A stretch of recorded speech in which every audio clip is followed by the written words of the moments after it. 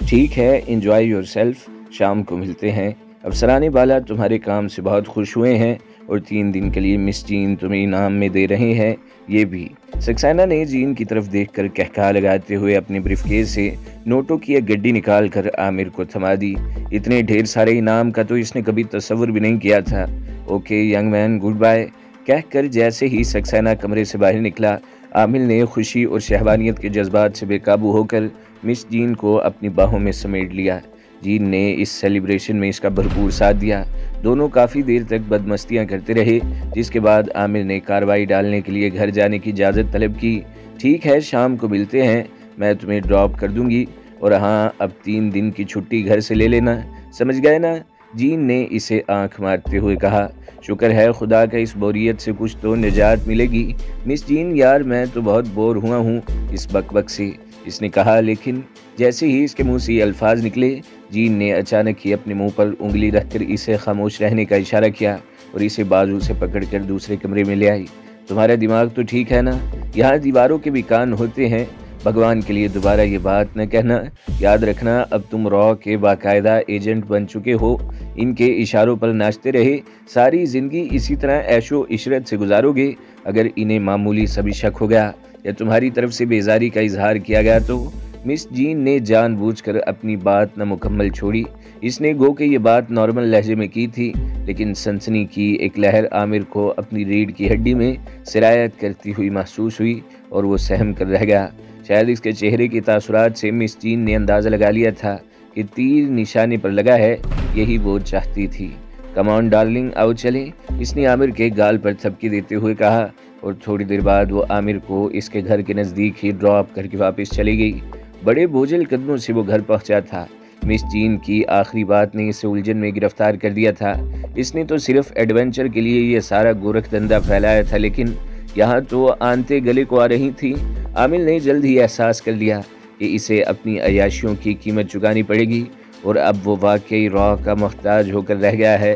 اب تک کی ملاقاتوں میں مس جین نے بڑی ہوشیاری سے اس کے دل و دماغ میں یہ بات بٹھا دی تھی کہ اس کا واسطہ بھارت کی سپریم انٹیلیجنس ایجنسی را سے ہے، جس پر کوئی قانون اور ضابطہ لاگو نہیں ہوتا، اور اگر اس نے ذرا سی بھی سرکشی دکھائی تو اسے بدترین انجام سے دوچار ہونا پڑے گا۔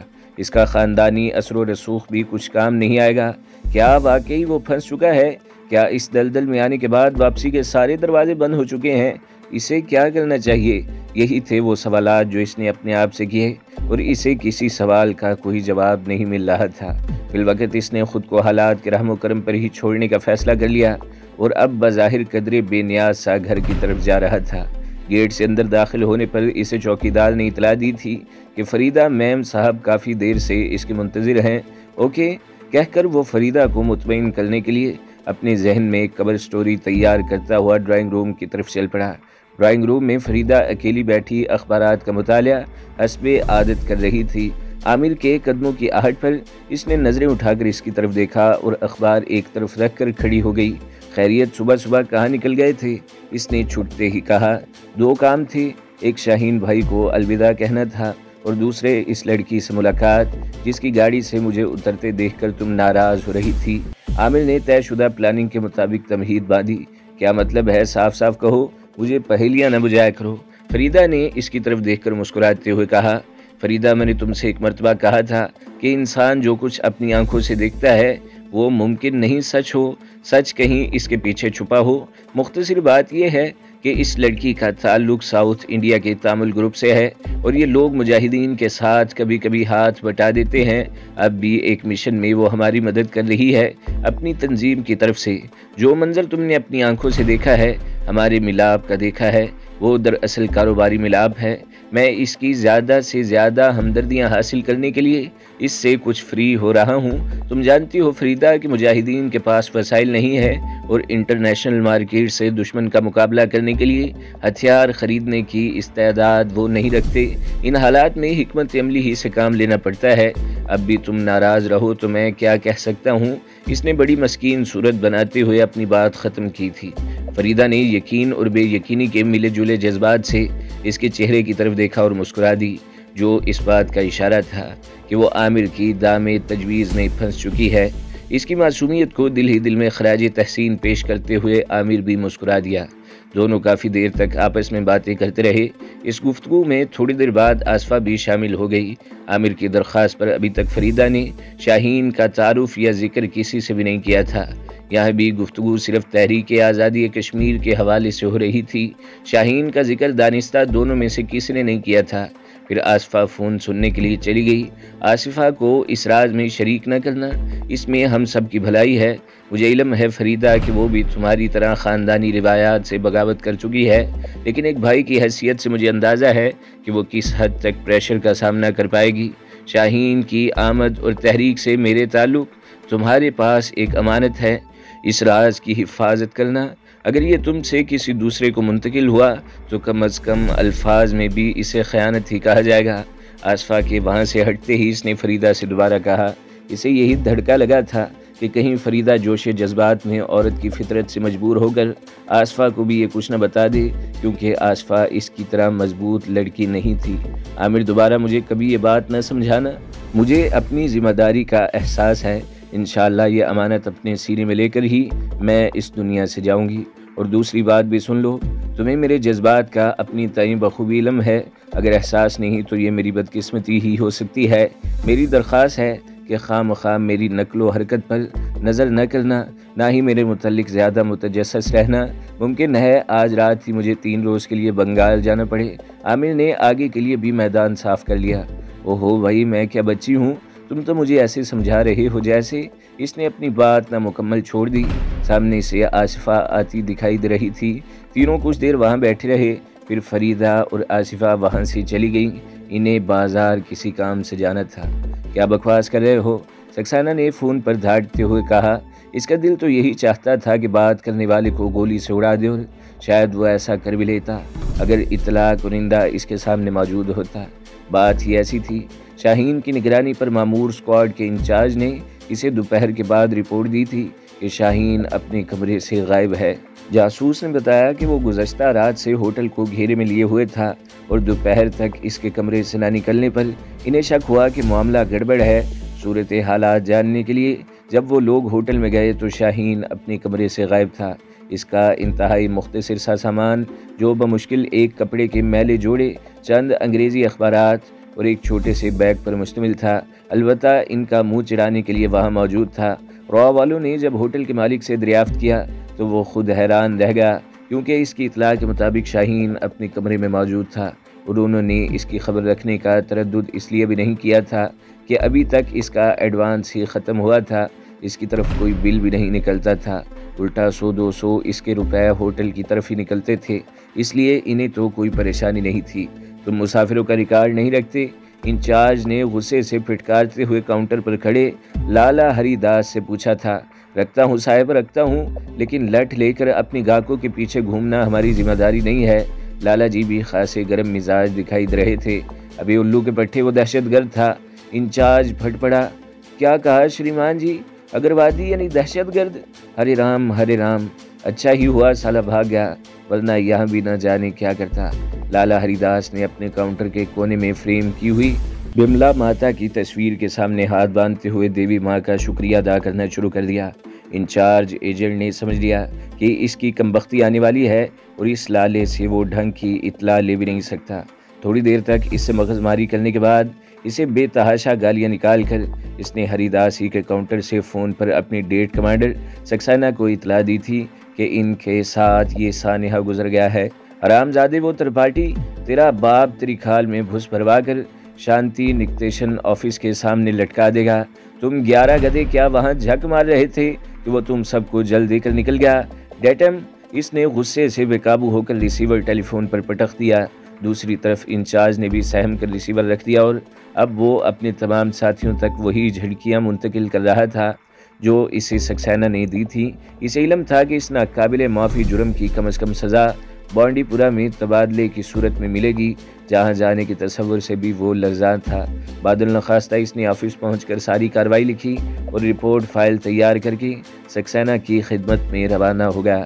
سکسینہ کو بھی احساس ہو چلا تھا کہ اس کے لیے اپنے غصے پر قابو رکھنا ناممکن ہو جائے گا، اس لیے شاید اس نے بھی ابھی تک انچارج کو طلب نہیں کیا تھا۔ اب اس کی واحد امید انسپیکٹر ماتھر کی انکوائری رپورٹ تھی جو اس نے آج شام تک تیار کر کے پیش کرنی تھی، جس نے انہیں شاہین کے دہلی میں موجود ذرائع سے متعلق آگاہ کرنا تھا۔ سکسینہ نے جو اپنی ڈیوٹی کے دوران کبھی ڈرنک نہیں کرتا تھا، خود نارمل کرنے کے لیے ایک بڑا پیگ وسکی کا اپنے حلق میں انڈیلا تھا۔ شام کو جب اس کے سامنے انسپیکٹر ماتھر اپنی رپورٹ سمیت پیش ہوا تو سکسینہ کو یوں لگا جیسے دہلی کی سڑکوں پر رینگتی ٹریفک کی ساری آلودگی اس کے حلق میں اتر گئی ہو۔ اس کے منہ کا ذائقہ اس کے دل و دماغ کی طرح کڑوا ہو گیا تھا۔ انسپیکٹر ماتھر نے اپنی تفصیلی رپورٹ میں لکھا تھا کہ ان تمام پوائنٹس کی مکمل چیکنگ اور انکوائری کے بعد یہ بات علم میں آئی ہے کہ شاہین نے جہاں جہاں بھی قیام کیا وہاں کوئی بھی اگروادی ان کی تحریک سے متعلق نہیں تھا۔ یہاں سے کوئی بھی ایسا کلو نہیں مل سکا جس کے ذریعے وہ آگے بڑھ پاتے۔ شاہین نے انتہائی چالاکی کا مظاہرہ کیا تھا اور اپنا کام مکمل ہونے پر انہیں جل دے کر نکلنے میں کامیاب ہو گیا تھا۔ او مائی گاڈ! بے اختیار سکسینہ نے اپنے ماتھے پر ہاتھ مارتے ہوئے کہا۔ اس نے انتہائی ضبط کا مظاہرہ کرتے ہوئے ماتھر کو چلے جانے کے لیے کہا تھا اور خود نڈھال سا ہو کر کرسی پر ڈھیر ہو گیا تھا۔ اچانک ہی ایک خیال نے اسے سر سے پاؤں تک لرزا کر رکھ دیا تھا۔ کہیں شاہین کو شک تو نہیں ہو گیا کہ اسے ٹریپ کیا جا رہا ہے؟ اس سوال کا جواب اسے ابھی نہیں مل سکتا تھا۔ اب اس کی صرف اور صرف ایک ہی امید تھی اور وہ تھا عامر۔ انہیں عامر کو بہر صورت خوش رکھنا تھا کیونکہ اس کے ذریعے اب وہ مجاہدین کے قلب میں اتر سکتے تھے۔ اسے اپنے سوال کا جواب ہاں یا نہ میں اب ایک ہی صورت میں مل سکتا تھا۔ اگر شاہین کی دی ہوئی تاریخ پر دونوں کشمیری مجاہدین عامر سے رابطہ کرتے تو یہی سمجھ جاتا کہ اس نے مجاہد کمانڈر کی حیثیت سے انتہائی احتیاطی تدابیر اختیار کرتے ہوئے ہوٹل سے راہ فرار اختیار کی تھی، محض اس امکان کے پیش نظر کہ اگر کشمیری ہونے کے ناطے انٹیلیجنس والے اس کے پیچھے لگے ہیں تو کم از کم انہیں اس کی روانگی کا علم نہ ہو سکے، اور اگر مطلوبہ تاریخ پر مجاہدین نے عامر سے رابطہ نہ کیا تو اس کا مطلب یہی ہوگا کہ اسے شک ہو گیا ہے کہ عامر ڈبل کراس ہے اور اس کے ذریعے را مجاہدین کے مرکز تک پہنچنا چاہتی ہے۔ بھگوان نہ کرے کہ دوسری بات سچ ہو۔ اس نے دل ہی دل میں پرارتھنا کی۔ سکسینہ نے کچھ دیر تک حالات کی سنگینی اور ستم ظریفی پر غور کیا۔ اسے خود پر رحم آ رہا تھا اور اسی خود ترسی کے جذبے نے اسے خود پر مسکرانے کے لیے بھی مجبور کر دیا تھا۔ کافی کا مگ پیتے ہوئے اس نے خود کو نارمل کیا اور پھر مس جین کو بلا کر تمام صورتحال سے آگاہ کیا۔ Shocking, terrible! مس جین کے منہ سے صرف 2 الفاظ ہی نکل پائے تھے، یس مس جین، لیکن ہمیں ہارنا نہیں سکھایا گیا۔ اب ہماری آخری امید عامر ہے۔ اس پر اپنا تن اور دھن نچھاور کر کے اسے اپنی زلفوں میں اس طرح باندھ لو کہ تمہارا محتاج بن کر رہ جائے۔ مس جین، اسے ایک لمحے کے لیے بھی ناراض رہنے کا موقع نہ ملے۔ It is order.